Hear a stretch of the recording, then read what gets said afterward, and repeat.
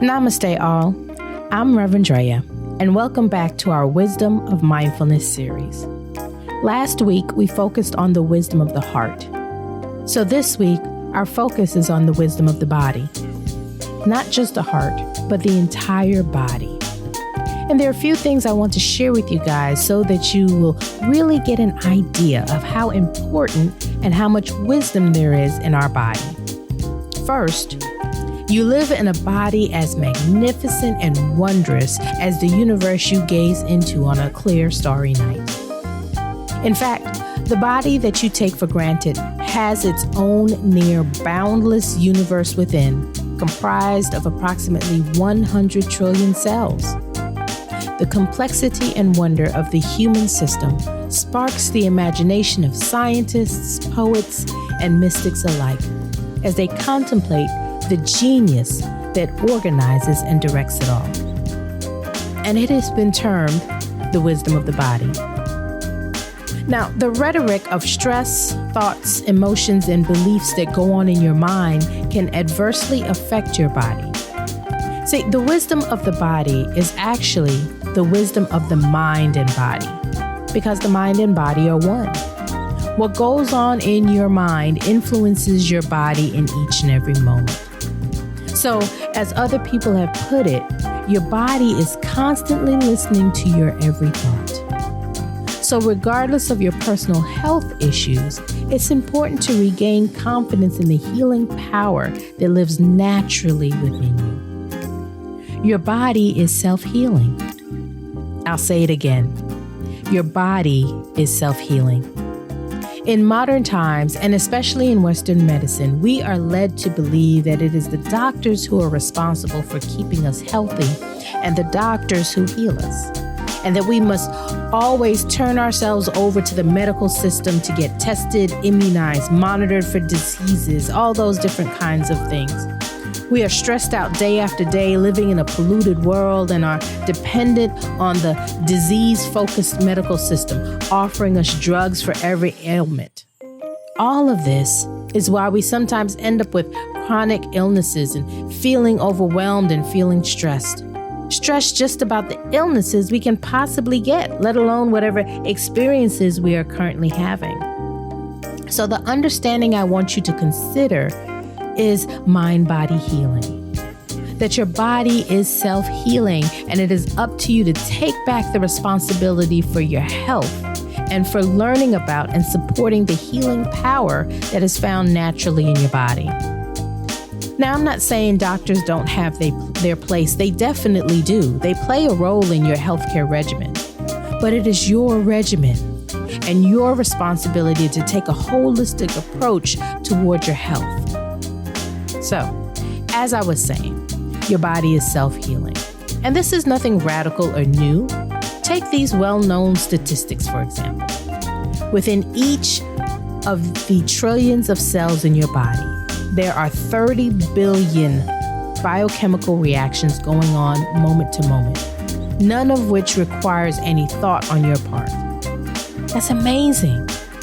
If you just sit and think about it, so much is going on. So much is going on properly in your body so that we are actually working human bodies and human beings. And it can house our wonderful spirit. This is our body temple. Each and every day, there are billions of DNA replications occurring amongst the trillions of cells in your body in order to keep you going and repaired as a fully functioning human. As a matter of fact, you cure cancer every day of your life. Because of the staggering amount of DNA-directed activities that goes on in your body each day, there is a system for detecting and eliminating any cells whose DNA division has gone wrong, thereby creating a defective cell or cancerous cell. This surveillance system is maintained by your immune system and its army of naturally killing cells that have the ability to detect a cell that is behaving wrong or producing excessively without normal controls, and it gets rid of it. So, in other words, A healthy immune system kills cancerous cells on a daily basis. Your body heals a cut or scratch on your skin through a symphony of cellular intelligence. Your thoughts, your digestion, your every movement, the beating of your heart, the migration of your eternal vigilant immune system are all going on with an orchestrated harmony, a divine power, beauty, and complexity. And it's all standard equipment for your life and for your body. So this goes on in your body constantly. So your body is very intelligent. So your body has wisdom. And this wisdom is running through those trillions of cells in your body. Now, dis-ease occurs when we disturb this natural intelligence by the way we live and the choices that we make.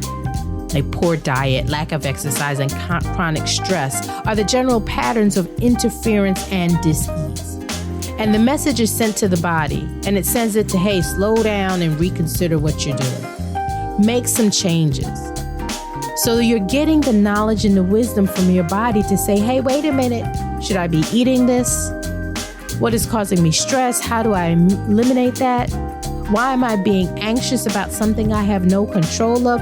Why am I reliving past traumas? What do I need to do? Your body is constantly sending you that wisdom through whatever signals or whatever symptoms, whatever aches or pains, whatever tightness that we're experiencing. Our body is sending us that information. And if we're willing to listen to it and learn and make those adjustments we need to make, that's when healing occurs. Now, in addition to changes in lifestyle, healing also depends on a change in your mind. Limiting beliefs, error thinking, emotional blockages, stifled creativity, and troubled relationships are just a few of those issues that contribute to dis-ease over time.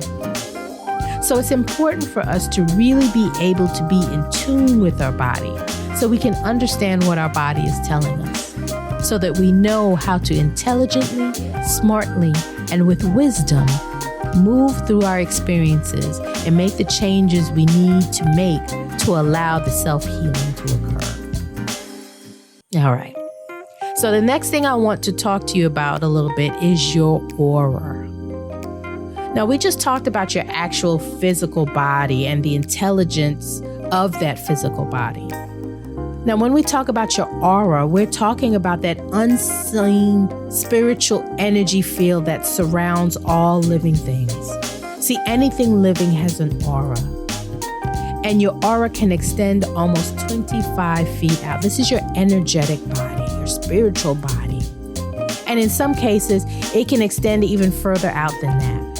So your aura is the first point of contact with the outer world because it extends so far out. So it is something that envelops you and that surrounds you, but also informs you. You know, when someone walks into a room and all of a sudden the energy of the room changes because of that person, that's their aura coming in contact with your aura. So either the frequency and vibration of their aura is going to harmonize with yours or with the room, or it won't. And if you are cognizant of that, if you are able to be mindful and present in each and every moment, then you'll be able to hear the wisdom that is being imparted to you. You know, I need to leave this room. Or, wait a minute, that might be the person that has the resources I need.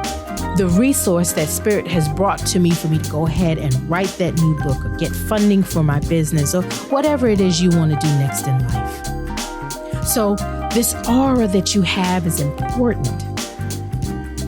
It's kind of like what some people call your energy skin. It is all around you, and it is something that you really need to be able to pay attention to and listen to. So those are the two things I wanted to talk to you about when it comes to your body and the wisdom of your body. So this wisdom is not only in the actual physical body, but it is in your spiritual and energetic body that's around you. The aura, the frequency and vibration that you are giving off. The feeling and feelers that allow you to know what's going on before it even necessarily comes into view. See, because remember, it extends over 25 feet out. So I know that I wear glasses, so I'm not necessarily going to see something that's 25 feet out. But if you're mindful and present, you'll be able to feel it, experience it, and know what the next right step is for you in that moment. So, this week, we are focusing on the wisdom of the body.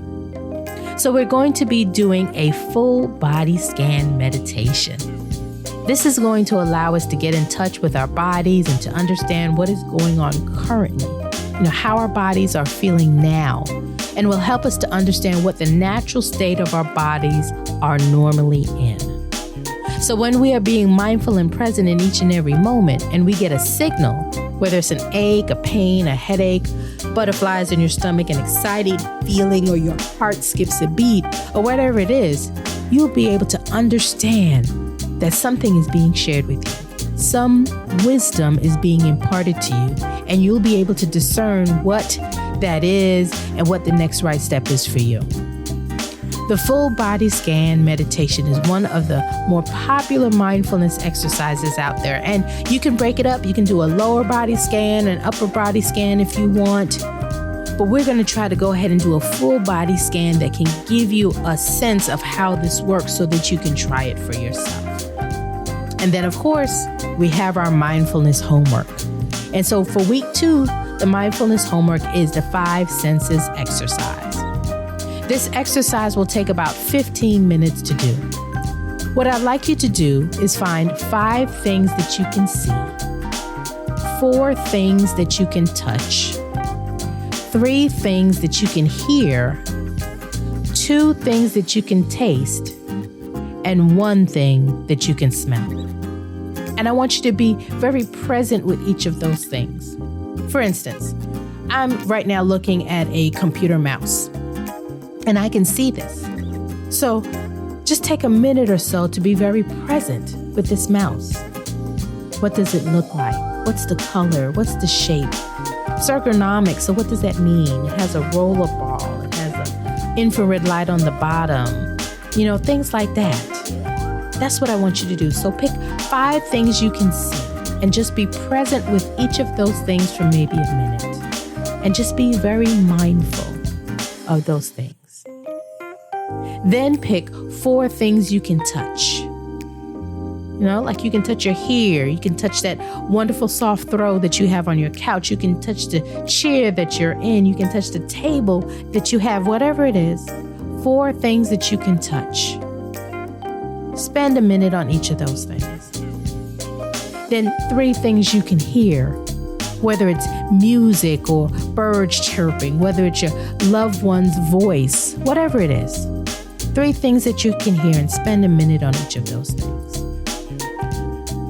And then 2 things that you can taste, whether it's a sip of water, or remember we talked about last week, your coffee or tea in the morning, or something savory, something that you want to eat. So take 2 things that you can taste and spend about a minute on each of those. And then 1 thing you can smell. Whether it's incense or a candle or some perfume, or a powder, your body soap, whatever it is. So it takes about 15 minutes to go through that process and just be mindful and present with each of those things. Then take a moment and listen to what your body is telling you about what you are seeing, what you are tasting, touching, what you are hearing. What are you feeling? Do that exercise at least 5 days this week. And once again, journal about the experience. And let's see what insight and wisdom is revealed to you.